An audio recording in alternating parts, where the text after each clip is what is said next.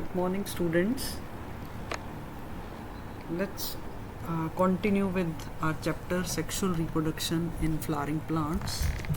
And this is the lecture third. This is the third lecture, the final lecture, in which we'll cover all the remaining topics. So we had finished the previous lecture with pollination process, and this is also part of, you can say, pollination process, that is outbreeding devices. कल हमने पढ़ा था self pollination और cross pollination के बारे में, उसी को ही कंटिन्यू करके आगे हम भी ले रहे हैं. आउटब्रीडिंग डिवाइसेस क्या होता है कि मेजॉरिटी ऑफ द जो फ्लावरिंग प्लांट्स हैं वो हर्मेफ्रोडाइट होते हैं, कि same he pollen grain of they land on the stigma of the same flower, तो that causes self pollination जो कल हमने पढ़ा. तो उससे क्या हो जाता है, इनब्रीडिंग डिप्रेशन हो जाता है, तो उससे उसकी काफ़ी that is not good for the plant. तो इसको ही ओवरकम करने के लिए आउटब्रीडिंग डिवाइसेस हम पढ़ते हैं. इनब्रीडिंग डिप्रेशन को कम करने के लिए प्लांट ने अपनी ही कोई डिवाइसेस आप कह सकते हो डेवलप की हैं, ताकि सेल्फ पॉलिनेशन को डिस्करेज करें और क्रॉस पॉलिनेशन को हम ज़्यादा इनकरेज करें, इन्हांस करें. तो उसके लिए कुछ हमने लिखा है कि कैसे अपने आप ही प्लांट ने कुछ डेवलप की हैं चीज़ें, कि pollen release and stigma receptivity they are not synchronized. क्या मतलब है इसका, timing and you can say the position. Timing कैसे कि या तो पॉलन ग्रेन पहले ही रिलीज होके डाइस हो जाते हैं और स्टिग्मा तब तक अपनी रिसेप्टिविटी शो नहीं करता, तो वहाँ लैंड नहीं कर पाते, या स्टिग्मा पहले रिसेप्टिव हो जाता है, पॉलन ग्रेन तब तक मैच्योर नहीं होते. This is regarding timing. And the another क्या डिवाइस है, अबाउट इट्स पोजीशन, कि कई बार एंथर ने उड़कर जैसे स्टिग्मा पर लैंड करना है, तो उनकी positions are so height wise that is not compatible कि वो स्टिग्मा पे लैंड कर सकें पॉलन ग्रेन. सो लिखा है third point, that anther and stigma are placed at different positions, so that also leads to outbreeding. मतलब self pollination को ये रोकती है.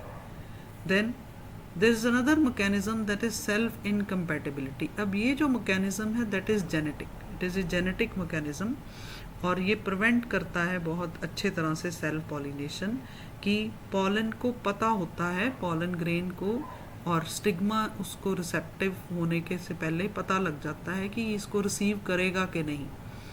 तो अपनी receptivity either it will receive it और it will reject it. So it is a very good mechanism to discourage self pollination. Then this production of unisexual flowers, this is also a good mechanism. कई plants में ऐसे mechanism ही develop हुए कि वो unisexual flowers, मतलब एक ही तरह के फ्लावर एक ही पौधे पे लगे हैं, but one is male flower, another is female flower. So उसमें भी सेल्फ पॉलिनेशन रोकी जा सकती है, जैसे कैस्टर में, मेज़ में. परंतु उसमें क्या होता है कि ऑटोगैमी तो रुक जाती है, पर गाइटोनोगैमी का चांस फिर भी बना रहता है. तो उसके लिए हम अगला पढ़ सकते हैं सम डायोशियस कंडीशन. मोनोशियस और डायोशियस कंडीशन ये किस में होता है, very common in papaya. Papaya बच्चों ने आमतौर पे देखा भी होगा कि दो अलग प्लांट्स ही होते हैं, मेल प्लांट अलग, फीमेल प्लांट अलग. So these are all conditions, all you can say mechanisms to prevent self pollination, and it encourages cross pollination. and this ये जो नीचे सबसे लिखा है डायोशियस कंडीशंस, ये बोथ ऑटोगैमी और गाइटोनोगैमी दोनों को ही प्रिवेंट करती है. And this was again a question in NEET 2017 कि डायोशियस कंडीशन किस तरह से प्रिवेंट करती है both autogamy and geitonogamy. So this was also a part of pollination outbreeding devices. Now next is pollen pistil interaction. जब pollen grain land करता है stigma पे, पिस्टल का अपर पार्ट जो रिसेप्टिव पार्ट है, तो there is a continuous dialogue between pollen grain and the pistil. How they decide that this pollen grain will enter the stigma or not. And this is all the mechanism controlled by so many chemical components. They are secreted by pistil, the stigma. So it accepts which is the compatible one, right type of pollen grain उस पर land करेगा और उसको allow करेगा to grow its pollen tube. और जो incompatible होगा, जो उसको नहीं चाहिए, सूटेबल नहीं है, that is rejected. So then the pollen when once it is accepted, the right one is accepted, which is compatible, that pollen grain lands on the stigma and it allows germination. जो हमने पिछली अपने presentation में बताया था कि किस तरह से जर्म पोर से पॉलन ट्यूब ग्रो करती है और वो स्टिग्मा के ऊपर ग्रो करके then it goes through the style and reaches the ovary portion. So pollen tube through germ tube. This is about pollen pistil interaction. So ये हो गया. इसके बाद हम नेक्स्ट किस पे जाना है, क्या होगा इसके बाद process, that is the fertilization. तो एंजियोस्पर्म्स में हम इसको डबल फर्टिलाइजेशन के नाम से भी इसको लिखते हैं. Very important topic, very important step rather in the production of sexual reproduction in flowering plants. So what happens in double fertilization, क्या होता है डबल फर्टिलाइजेशन में. पॉलन ग्रेन हमने बता दिया, it reaches the stigma, pollen tube उसमें से grow कर रही है जर्म पोर में से, small tube grows out of it and this tube called the pollen tube carries 2 male gametes and enters the ovule. अब पिछली प्रेजेंटेशन बच्चों ने अगर ध्यान से देखी है तो उसमें आपको बताया होगा कि some time in 60% of angiosperms, pollen grains are shed at 2-celled stage और in remaining 3-celled stage. तो उसमें 2 मेल गैमीट पहले ही बने हुए हैं and then it enters the ovule. So one of the male gamete, अब हमने आपको बच्चों को सब एम्ब्रियो सैक की अगर डायग्राम याद है, हम आगे दिखाएंगे डायग्राम्स में भी, तो उसमें हमने क्या पढ़ा था, एग सेल, सिनर्जेट्स, बीच में क्या था, सेंट्रल सेल में 2 पोलर न्यूक्लियाई और नीचे एंटीपोटल्स. सो ये देखिए, ये हमने स्टिग्मा स्टाइल ओवरी, ये तो नॉर्मल दिखाया है, या this is the diagram. Pollen grain ऊपर स्टिग्मा पे इट इज रिसेप्टिव, कंपैटिबल है, अलाउड टू एंटर, और नीचे देखिए एम्ब्रियो सैक में 3 cells towards micropylar end, 3 cells towards chalazal end और 2 बीच में सेंट्रल सेल में बड़े 2 polar nuclei. See how generative nucleus है और इसके यही डिवाइड करेगा और 2 मेल गमीट बनाएगा. और आगे ये वेजिटेटिव सेल को यहाँ ट्यूब न्यूक्लियस भी कह दिया. It is helping in getting through the style of the pistil. देखिए कैसे कंटिन्यू होके, और आप देखिए पॉलन ट्यूब का रास्ता कैसे बना है. अब आप देखो, इसको ध्यान से देखने वाली बात है कि ये ऊपर से ये घूम के नीचे आया, जहाँ से एंटर कर रहा है माइक्रोपाइलर एंड. माइक्रोपाइलर एंड जहाँ पर हमने क्या पढ़ा था, बीच वाला एग सेल, और जो साथ वाले 2 हैं वो क्या हैं, सिनर्जेट्स हैं, which help in penetration of pollen tube inside the embryo sac. अब देखो 2 पिछली डायग्राम में अगर हम देखें, यहाँ देखो 2 न्यूक्लियस हैं, एक ट्यूब न्यूक्लियस, एक जनरेटिव. अब देखो यहाँ डिवाइड हो गया. So mitotic division of generative nucleus to form 2 male gametes and tube nucleus disintegrates. अब इसका रोल खत्म है, so it will shed itself, it disintegrates. Now these 2 male gametes will enter through micropilar end in the embryo sac. See the next diagram. They are entering, synergids are helping. Here it is written, 1 male gamete fuses with the egg nucleus to form the diploid zygote. आप देख सकते हैं 2 blue colour के जो दिखाए थे वो male gamete हैं. एक मेल गमीट किसके पास पहुंचा है, पोलर न्यूक्लियाई के पास, to form triploid endosperm nucleus, और दूसरा मेल गमीट किसके पास है, एग सेल के पास, इसने क्या बनाया है, डिप्लॉइड ज़ाइगोट. सो बच्चों को क्लियर था, हमने जब पिछली सारी प्रेजेंटेशंस में देखा है कि these are haploid, gametes are always haploid. So 1 male gamete मतलब N, it fuses with egg cell means another N, so N plus N 2N, ये बनेगा डिप्लॉइड ज़ाइगोट. और 3 nuclei N plus N plus N, 1 male gamete है और 2 क्या हैं, polar nuclei. सो दे क्या बनेंगे, 3N को हम क्या कहते हैं, triploid endosperm nucleus. So see here double fertilization हमने शो की है. तो देखो फ्यूज करके 3n एंडोस्पर्म न्यूक्लियस बना है और हमने यहाँ जाइगोट दिखाया है 2n जाइगोट। क्लियर?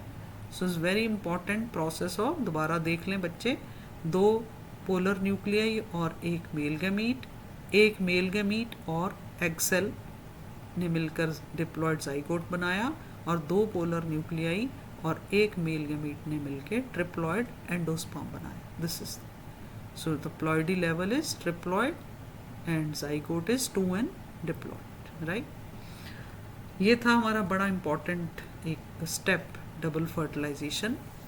तो दो बार फर्टिलाइजेशन होती है, एक बार एंडोस्पर्म बनता है, एक बार जाइगोट, तो इसीलिए हम इसको डबल फर्टिलाइजेशन के नाम से ही लिखते हैं, पहचानते हैं। See now what happens after double fertilization या fertilization, the walls of ovule, अब हमने ओव्यूल पढ़ रहे थे, उसका जो एम्ब्रियो सैक के ऊपर becomes hard and the ovules become seeds. So यहाँ हाईलाइट करके भी लिखा है ओव्यूल टू सीड, ओव्यूल्स ने किस में बदले जाना है, सीड ने, और zygote divides repeatedly and forms the embryo inside the seed. यहाँ एम्ब्रियो के स्पेलिंग गलत हो गए, एम्ब्रियो गलती से लिखा गया, इसको ठीक पढ़े, एम्ब्रियो ही पढ़े, एम्ब्रियो इनसाइड द सीड। और इसके दौरान sepal, petal and other parts of flower सारे शेड ऑफ हो जाते हैं, उनका रोल ख़त्म है। तो आप देखिए यहाँ पर भी हमने कैसे दिखाया है कि इंटेगुमेंट्स क्या बने हैं, सीड कोट जो हमने पूरे ओव्यूल के इंटेगुमेंट, सेंट्रल सेल एंडोस्पर्म जिसमें कि ट्रिप्लॉयड बना था एंडोस्पर्म उसमें, और diploid zygote is converted into embryo. So this is the seed. So very good diagram, ovule to seed कैसे ट्रांसफॉर्म होता है, राइट?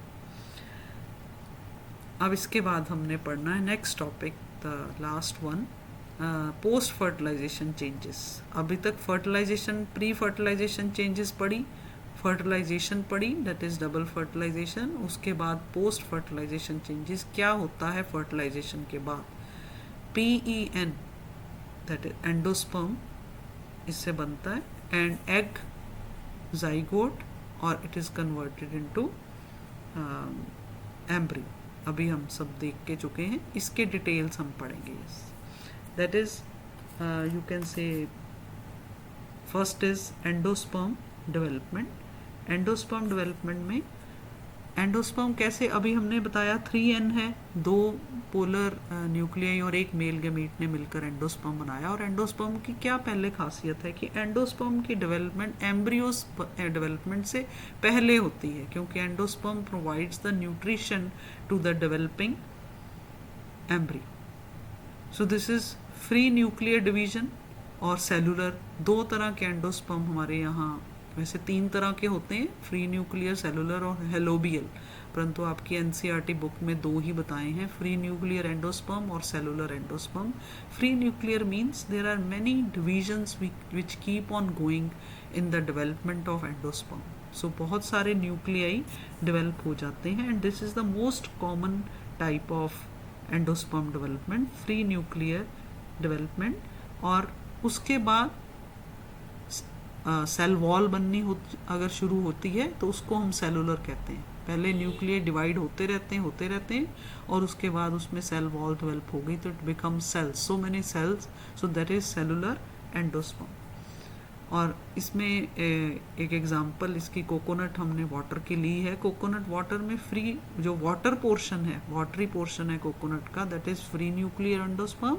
और वाइट कर्नल आप जो देखते हो that is example of cellular endosperm, वो थिक सेल्स बन चुके हैं, cellular endosperm. So endosperm development may be either it you can say endosperm कई बार जब embryo may be either it is completely consumed by the developing embryo or it remains, sometime it remains. So अगर जिसमें completely consumed के में आपने क्या example याद रखनी है, P, groundnut, beans, before seed maturation ये completely ख़त्म हो जाता है, और जिसमें रहता है उसमें किसकी एग्जाम्पल है, कैस्टर और कोकोनट की।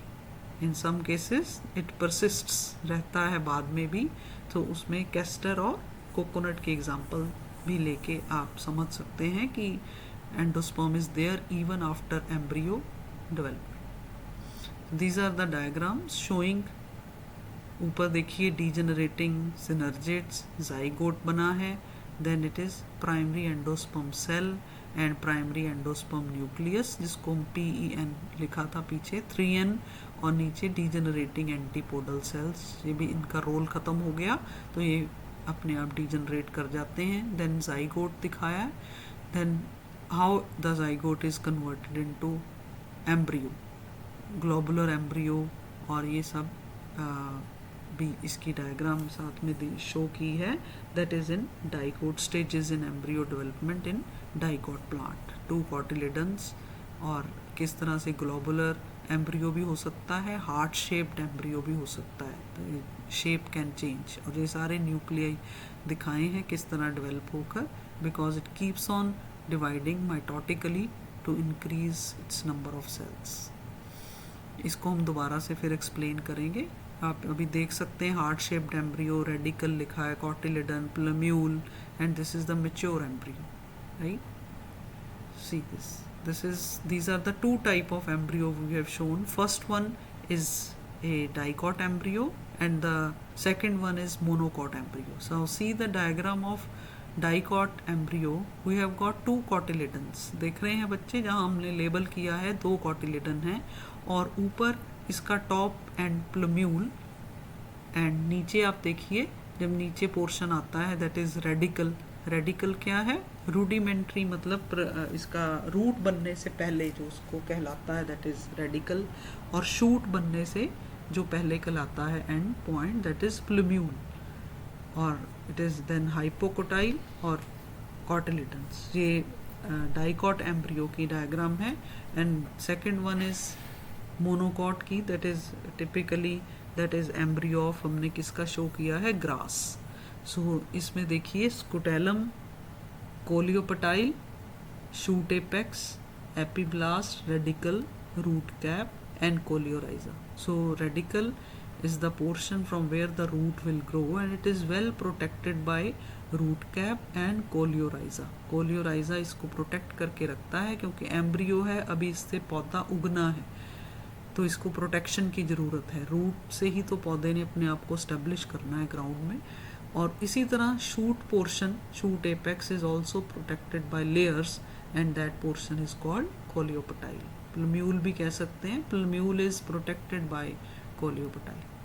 तो this is the diagram of monocot embryo. ये सभी डायग्राम आपके NCERT में हैं, बच्चे इसको भी रेफर कर सकते हैं साथ में ताकि आप फेमिलराइज हो जाओ NCERT की डायग्राम से।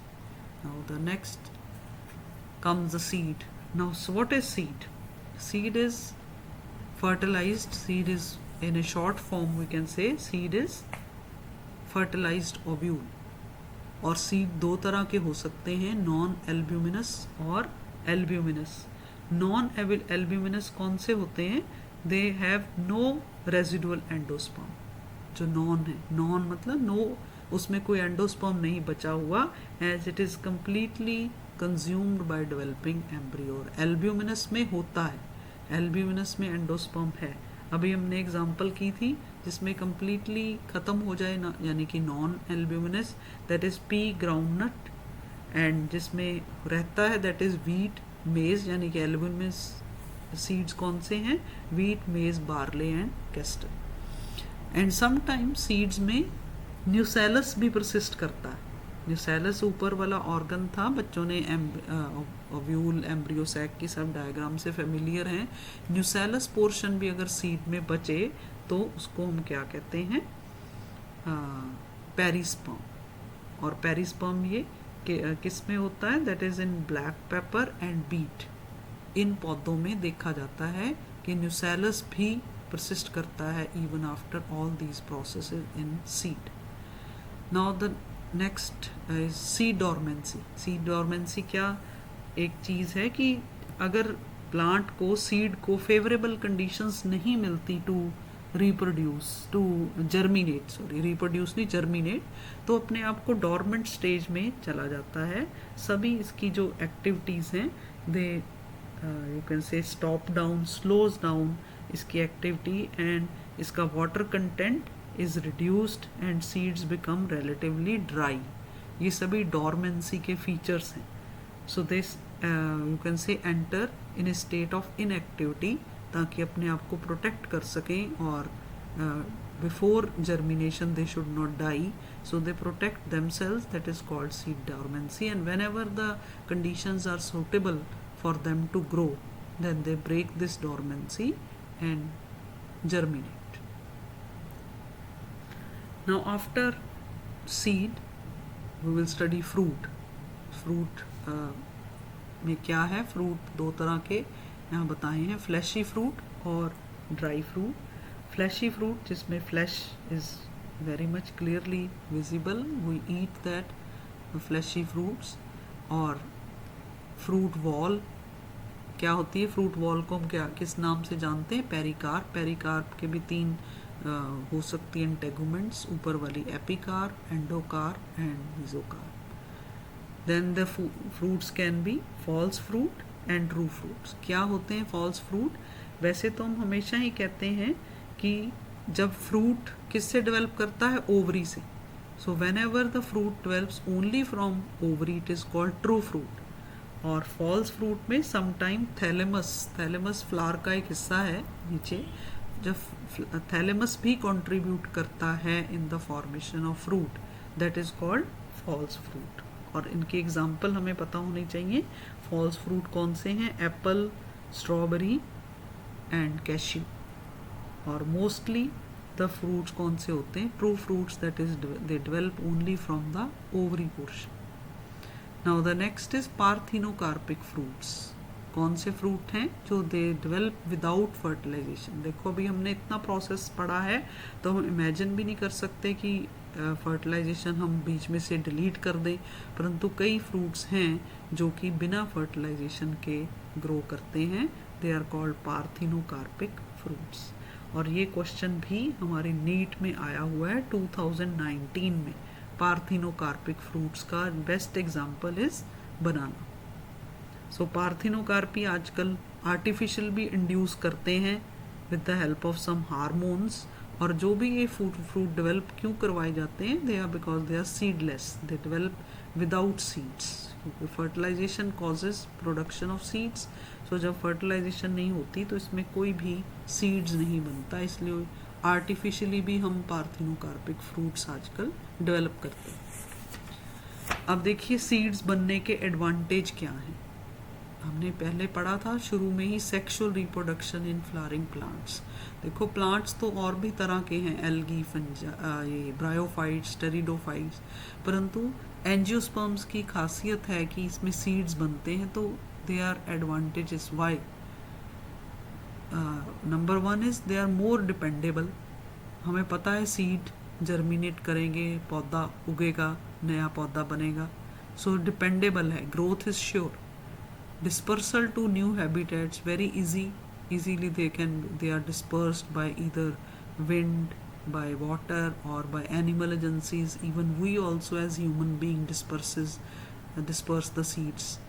They have got sufficient food reserves so that the seeds don't die before germination. उनके अंदर अपना रिजर्व है और अपने आप को डॉर्मेंट स्टेज में भी ले जा सकते हैं. whenever the conditions are suitable then they can germinate.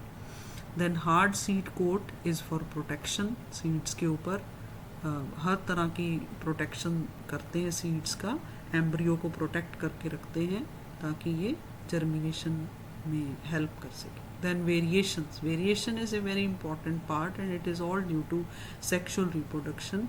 जबकि किसी और एक प्लांट से पॉलन ग्रेन है, दूसरे से स्टिग्मा है, दो वेरिएशंस आपस में कंबाइन हो सकते हैं, जो हमने पढ़ा पीछे आर्टिफिशियल हाइब्रिडाइजेशन में भी. Variation is a very important part in sexual reproduction, and it is also because of meiosis divisions while we studied microsporogenesis and megasporogenesis. So these are the advantages of seeds and advantages of sexual reproduction and flowering plant. That is why we have got so much of variety, so much of variation in angiosperms. Now the last topic that is apomixis. अब देखो apomixis क्या होता है. अभी पीछे हमने पढ़ा था कि फ्रूट जो हैं बिना फर्टिलाइजेशन के प्रोड्यूस हों, that is called parthenocarpic. But when the seeds they develop without fertilization. It is very fascinating mechanism कि seeds भी produce हो सकते हैं without fertilization. So जनरली तो सीड्स हमेशा ही फर्टिलाइजेशन का ही रिजल्ट हैं, परंतु कई पौधे हैं जैसे कि एग्जांपल में फैमिली एस्टरेसी के कई और ग्रासेस, जो कि इन्होंने अपना एक मैकेनिज्म डेवलप किया है to produce seeds without fertilization. तो इसमें क्या होगा, डिप्लॉयड एग, जो डिप्लॉयड एग है that directly develops into embryo. Diploid egg develop into embryo, so that is without fertilization, no need for undergoing such a long process, and this is helpful in you can say it mimics the sexual reproduction, but it is a form of actually asexual reproduction where there is no need for pollen grain to fertilize male gamete, to help in fertilization. सीधा egg ही develop कर जाता है embryo में. So it mimics the sexual reproduction. Actually it is a type of asexual reproduction. Then there is another mechanism, polyembryony. क्या होता है polyembryony में? poly का means many embryos. तो इसमें अदरवाइज तो हमने एक ही एम्ब्रियो पढ़ा है, परंतु कई बार न्यूसेलर सेल्स जो होते हैं वो भी एम्ब्रियो सैक में एंटर करके they develop into embryo. So many nucellar cells they enter the embryo sac, protrude into the embryo sac और ये एम्ब्रियो बन जाते हैं. तो that causes the polyembryony. So when many embryos are produced, that mechanism is called polyembryony. So ये सब topic थे हमारे लेसन में sexual reproduction plants. So with this we finish our chapter, and thank you very much. This chapter is divided in 3 lectures.